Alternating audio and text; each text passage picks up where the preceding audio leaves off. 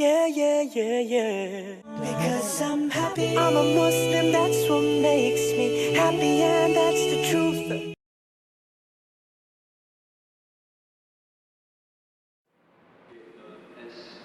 As we realize, Malaysia is a multiracial and multi-religious country.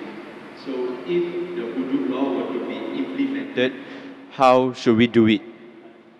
The brother asked a question that Malaysia is a multiracial country. If hudud law has to be applied, how should it be applied? Brother, I don't know the constitution of Malaysia. I'm just a traveler. What Islam says, I can tell you. Malaysia, I'm not the right person to have asked. Quran says, Fas'alu ahli zikri in kuntum la ta'lamun. Ask the person who is expert. I'm not expert in Malaysian law. I have not studied the constitution of Malaysia. So I will not know what does Malaysia say. I can say what does Quran say. Quran has given capital punishment for certain crimes. That I can comment on. For example, if someone commits rape, in Islam, it's capital punishment. People may say, oh, capital punishment in this age of science and technology, Islam is a barbaric religion, merciless religion. I normally say, and I've asked this question to many non-Muslims, thousands of them, if God forbid, someone rapes your mother, and if the rapist is brought in front of you, and if you are made the judge, what punishment will you give that rapist? Brother, God forbid somebody rapes your mother, and if the rapist is brought in front of you, what punishment will you give him? Brother? Capital punishment. Capital punishment, correct.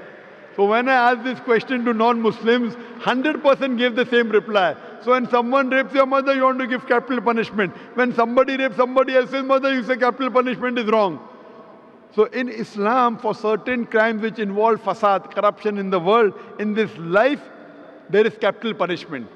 And I'm asking you the question, that before capital punishment, there's a rule called hijab in Islam, that the woman should be properly dressed up in hijab. The man, when he looks at a woman, he should lower his gaze. Surah Nur, chapter number 24, verse number 30 and 31. So in Islam, the woman should be dressed up modestly with hijab, and a man should lower his gaze. After that, if anyone rapes, capital punishment. I'm asking you the question today, you know America. People look up to America as the most advanced country in the world. Do you know the maximum rapes in any country in the world? It is USA, America. According to statistics of 1990 FBI report, every day on an average 1,756 rapes took place. According to statistics of 1996, US Department of Justice, every day 2,713 cases of rape took place. That means every 32 seconds, one rape is taking place. You know, we are in this auditorium for the past 3.5 hours. Already 350 rapes may have taken place in USA since the time we are here. Since the time we are here in this auditorium, 350 rapes may have taken place in USA. I'm asking you the question that if you implement the Islamic Sharia in USA, that every lady should wear the hijab, the man should lower his gaze. After that, anyone rapes a woman, capital punishment, death penalty. I'm asking you the question, will the rate of rape in America, USA, will it increase? Will it remain the same or will it decrease? Brother? Decrease. Decrease, correct. You implement the Sharia, you get results.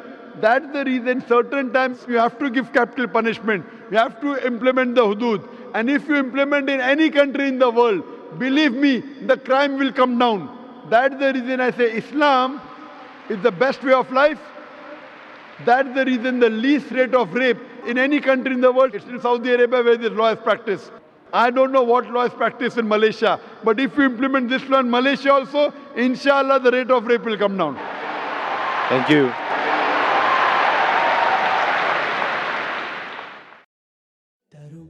Let me tell you about my happiness. I get my happiness from Islam.